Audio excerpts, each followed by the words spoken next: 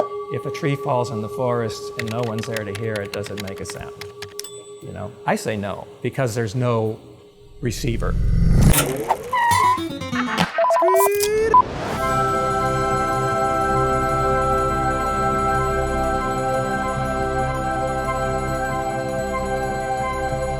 Hi, Kevin Ballard here, and I'm with my friend Steve Rees. Steve is not only a fine musician, but he does some very interesting work with sound in general, and so I thought it'd be fun to talk with Steve and find out what he's doing. So, Steve, I've asked this with other people, what's so important about sound? I actually think of it being vibration rather than the audible part of it.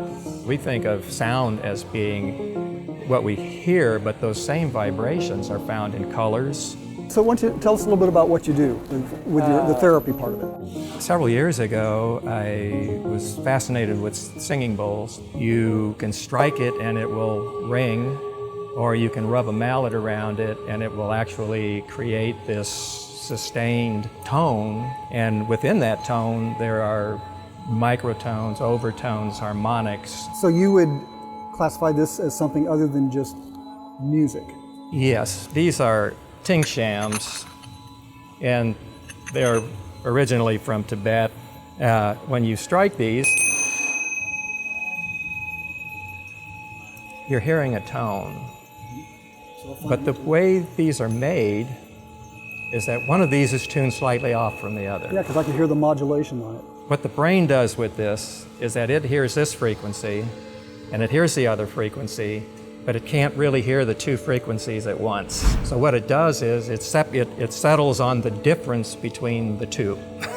The difference between the two falls within the brainwave frequency cycle of alpha state, which is a state of relaxation.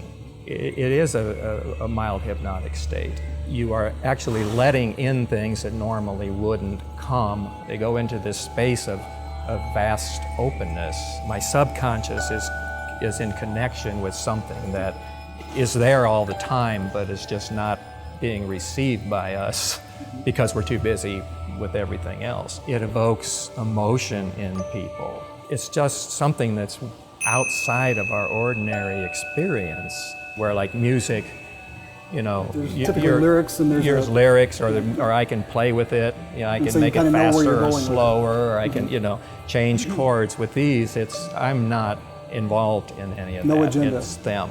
Yeah. What's on your current playlist? I've been playing a lot of Cranberries lately.